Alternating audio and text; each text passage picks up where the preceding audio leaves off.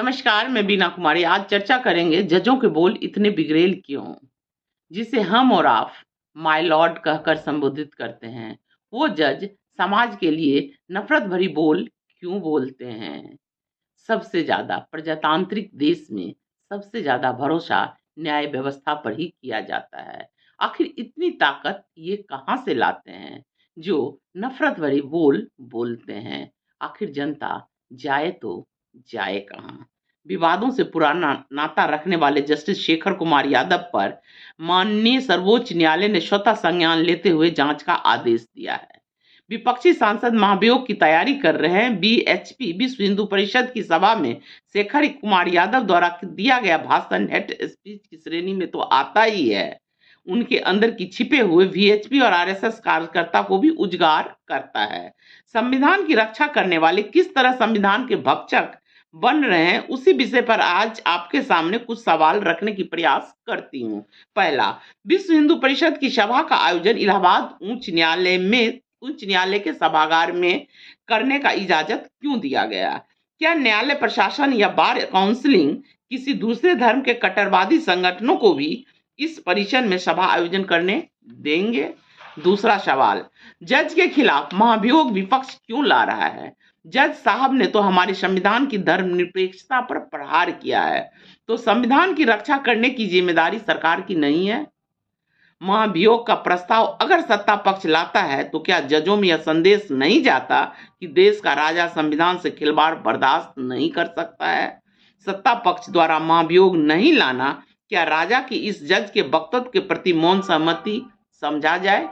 तीसरा सवाल, एक केंद्रीय मंत्री गिरिराज सिंह का उस जज के भाषण का समर्थन करना क्या सरकार का उस जज के भाषण के समर्थन करने जैसा नहीं है। गिरिराज सिंह भी संविधान की शपथ लेकर संविधान की हत्या करने वाले जज का समर्थन कर रहे हैं, तो क्या गिरिराज सिंह के खिलाफ कार्रवाई नहीं होनी चाहिए। प्रधानमंत्री को तत्काल गिरिराज सिंह को बर्खास्त नहीं करना चाहिए। चौथा सवाल, एक चपरासी की भी नौकरी देने से पहले उसकी पृष्ठभूमि की जांच की जाती है। जजों के मामले में तो आईबी और अन्य अति सक्षम और सुदृढ़ जांच एजेंसी के द्वारा जांच करवाया जाता है, तो क्या जस्टिस शेखर यादव के मामले में भारत की जांच एजेंसियां असफल रही या उन पर दबाव डालकर आरएसएस बीएचपी के कार्यकर्ताओं को जज बनाया जा रहा है, जिसकी मिसाल कलकत्ता उच्च न्यायालय से सेवानिवृत्त होने वाले एक जज ने तो खुद ही स्वीकार किया था कि वह आरएसएस के स्वयंसेवक थे और रहेंगे। तो क्या मान लिया जाना चाहिए कि एक विचारधारा विशेष के लोगों को जज बनाया जा रहा है। पांचवा सवाल, जजों की नियुक्ति के लिए बने कॉलेजियम भी सवालों के घेरे में है। क्या वह जजों की पृष्ठभूमि, राजनीतिक सोच और लगाव का अंदाजा नहीं लगा पा रही है या जानबूझकर एक विचारधारा विशेष के लोगों को जज बनाया जा रहा है ताकि फैसला राजा के अनुकूल होता रहे, या सरकार और कॉलेजियम मिलकर ऐसा कर रहे हैं। छठा सवाल, सेवानिवृत्त के बाद गोगोई का जज बनना। कई जजों का भाजपा के टिकट पर सेवानिवृत्त के बाद गोगोई का राज्यसभा का सदस्य बनना, कई जजों का भाजपा के टिकट पर जीतकर लोकसभा पहुंचना, अन्य जजों के अंदर छिपे राजनेता को उभार रहा है। क्या इसी महत्वाकांक्षा को पूरा करने के लिए चंद्रचूड़ साहब भारत खोदो अभियान की शुरुआत करवा दिए। सातवां सवाल, जिस जज को आप और हम माय लॉर्ड कहते हैं वो अपने आप को स्वयंसेवक कहे, तो क्या बीतता होगा आम जनता के दिलो दिमाग पर।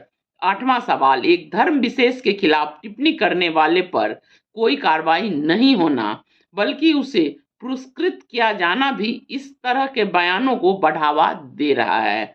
जज भी उसी पुरस्कार की आस में अपनी बोली को बिगाड़ रहे हैं। नौवां सवाल, एक जज को उसकी नौकरी से हटाने की बहुत ही लंबी और जटिल प्रक्रिया है। 2/3 बहुमत चाहिए। जब तक सत्ता पक्ष और विपक्ष की सहमति नहीं बनती है किसी भी जज को हटाया नहीं जा सकता है, असंभव सा है। आज तक किसी जज को महाभियोग से नहीं हटाया जा सका है। भारत का संविधान जजों को यह ताकत इसलिए दिया कि उसके फैसले कार्यपालिका के प्रभाव में न आए, पर जज खुद सत्ता के समक्ष नतमस्तक हैं। अब विपक्ष के महाभियोग पर सरकार का क्या रुख होता है यह तो आने वाला समय बताएगा, परंतु विपक्ष के महाभियोग का अगर सरकार विरोध करती है तो जजों में एक संदेश अवश्य जाएगा। राजा ऐसा नहीं चाहते थे। आज आप उन जज का, शेखर यादव का कद छोटा कर दिए, पर इलाहाबाद में सभागार में वो एक धर्म विशेष की सभा होती है, इसका क्या अंदाजा लगाएगी जनता। नमस्कार।